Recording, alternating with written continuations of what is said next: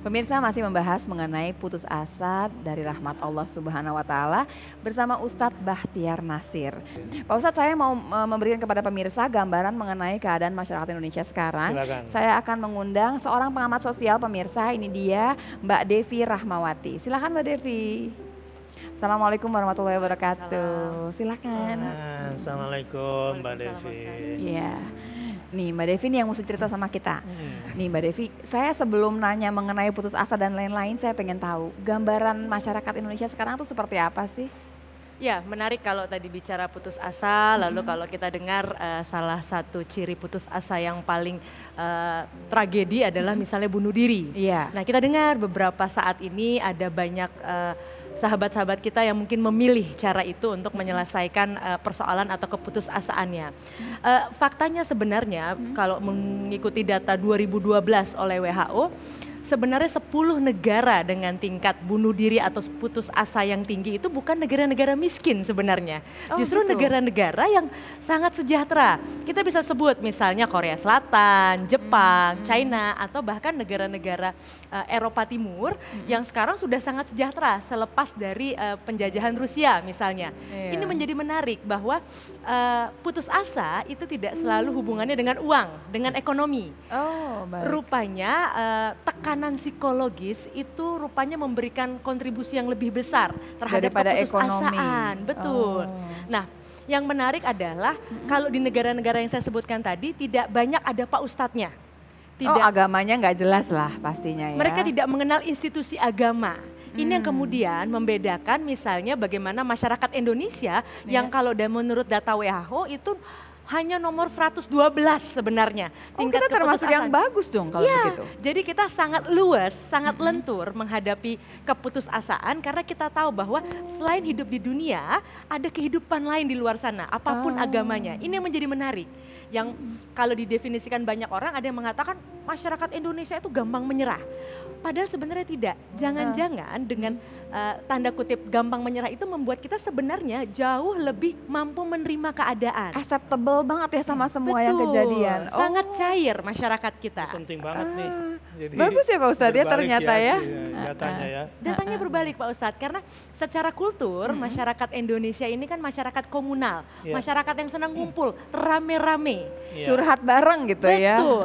Ada saja kehangatan entah itu keluarga, tetangga yang bisa menjadi bantalan persoalan hidup. Sementara mereka individualis dan materialis. Betul. Nah, tapi kalau kita perhatikan yang baru beberapa saat ini, mohon maaf, lompat dari menara BCA. Ini kan orang kota. Kita tahu masyarakat kota sekarang sudah hampir tidak berbeda dengan masyarakat di Amerika, masyarakat di Jepang. Jadi individualnya lebih kerasa begitu. Betul, hidup itu hanyalah upaya memenangkan kompetisi ekonomi.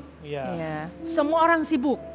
Kalau dulu sederhana, keluarga kita sibuk, anak-anak kita tidak ada yang merawat, kita bisa ketok tetangga. Bu, titip dong titip gitu ya. dong. Kalau sekarang tidak mungkin, karena antara orang yang satu dengan orang yang lain bertetangga itu bisa berbeda sekali profesinya, bukan lagi saudara dan sebagainya. Kalau di desa misalnya sampai hari ini kan kiri sepupu, kanan teh tante, depan mah nenek dan sebagainya. Jadi kita bisa saling mendukung. Gak ada uang, tidak ada garam, tidak ada telur, tinggal ketok pintu tetangga dan sebagainya. Gitu ya. Sekarang tidak ada lagi warung yang bisa berhutang karena semua sudah diganti dengan mohon maaf mart-mart tadi itu. Ini membuat kehidupan semakin sulit.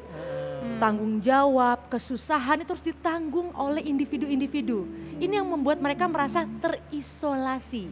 Kalau agama itu bagaimana berhitungnya kalau dari sisi sosial? Begini, Eropa dulu sangat religius.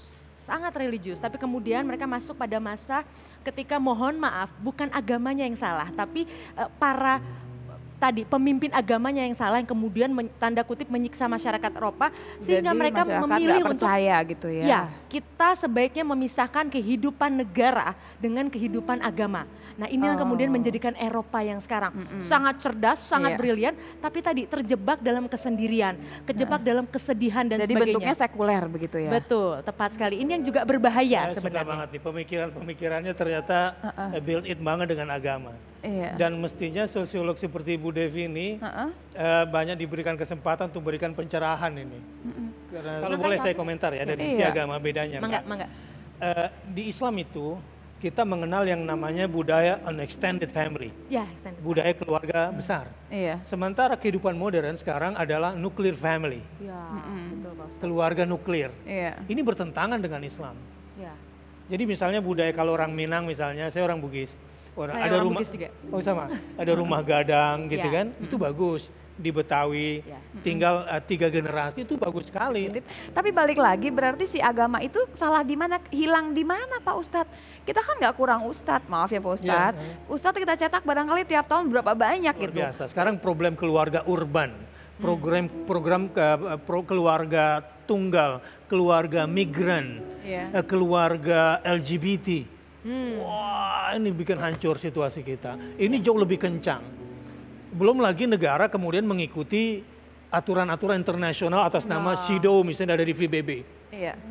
Gerakan feminisme yang sebetulnya berangkat dari orang-orang yang putus asa pada lingkungan sosialnya. Oke, nanti kita akan bahas lebih jauh ya Mbak Devi ya. Saya juga pengen tahu nih kalau saya kawinkan kemudian bagaimana pengamat sosial bertemu dengan Ustadz berhubungan dengan masih mengenai dikawinkan putus gimana ini asa. maksudnya? Dikawinkan pemikirannya Oh. dong Pak Ustadz. Aduh Pak Ustadz, mancing aja. Ya, pemirsa sesaat lagi di Butiran Ilmu.